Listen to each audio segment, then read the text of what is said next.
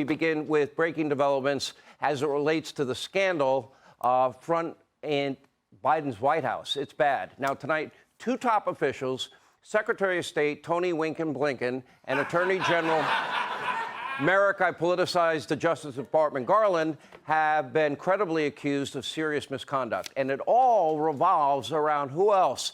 Hunter Biden.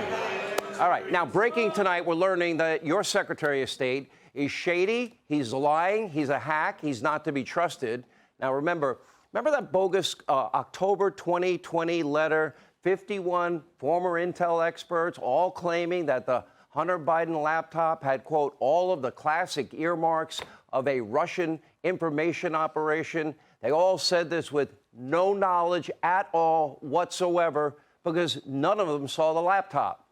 Now, this is the very letter that big tech and the media mob used to discredit and censor the very true Hunter Biden laptop story only days before the 2020 presidential election. All right, so our friend and investigative reporter, editor-in-chief at justthenews.com, John Solomon, is now reporting that a former CIA director, Mike Morrell, admitted to Congress that he organized that letter for the reason to influence the 2020 election.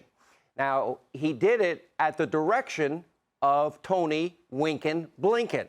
Now, at the time, Blinken was working as a foreign affairs advisor for the Biden campaign.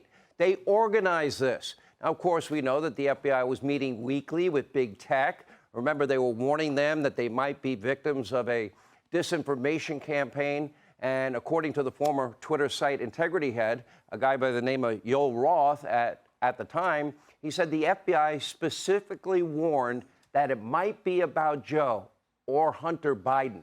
Now, the FBI had Hunter Biden's laptop since December of 2019. They could have easily authenticated that. Well, maybe they even did. But the FBI also knew that President Trump's attorney at the time, that would be Rudy Giuliani, had a copy, and that information would likely leak. You see how this all now comes together?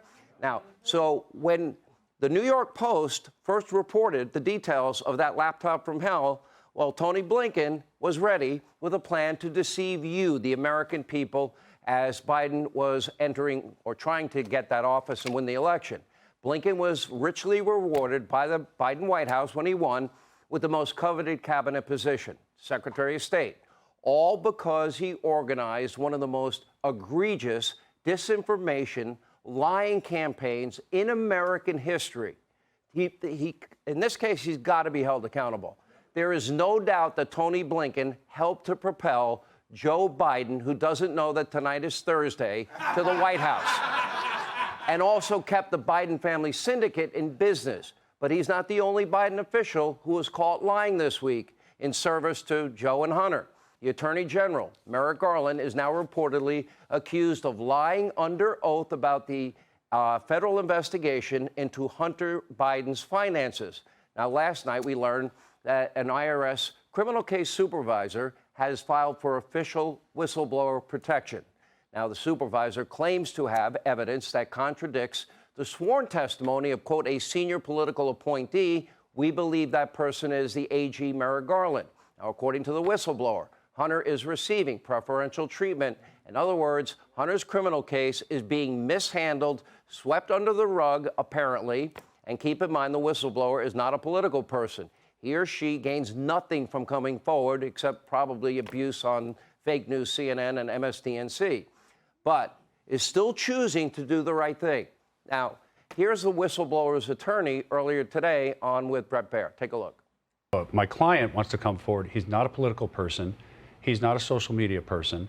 He's not coming here with a political agenda. He's been at the IRS for a long time. He's been at the IRS for more than 10 years. And now he's a supervisory special agent. He's been trusted at the IRS. He's actually been trusted as an assistant special agent in charge in other cities and trusted with international investigations and working with other countries' tax enforcement bureaus. Now, this IRS supervisor is doing the right thing, though through the appropriate channels. But now Hunter Biden's attorney is now threatening this whistleblower, accusing him of committing a crime simply for coming forward to expose what he believes to be misconduct. Take a look.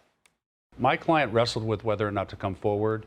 He had a lot of sleepless nights about coming forward with this. At the end of the day, he decided that he could not live with himself if he stayed quiet and said nothing. So he's coming forward, but he knows that he's going to be attacked. And, you know, really, attacks like this are kind of what he was worried about. But he wants to come forward, tell the truth. You see that as fairly threatening, that letter. You know, I don't think it helps. I don't think it helps whistleblowers as a whole. I mean, there is a strong contingent on the Hill that believes in the whistleblower programs to shine a light on government agencies and programs and to enable people to come forward without getting threatened. And it's unfortunate that that statement was made. All right, but wait a minute. I think back. Don't Democrats revere whistleblowers?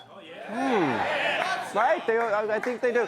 Remember during Trump, they even like hearsay whistleblowers. Anyway, they were praised, they were exalted, and yet fake news, CNN, MSDNC, they care. They're going to ignore the story, this major story. Why is that? The answer is simple. They don't really care about whistleblowers, only ones that are against Donald Trump, and they want to protect Joe Biden and Hunter Biden.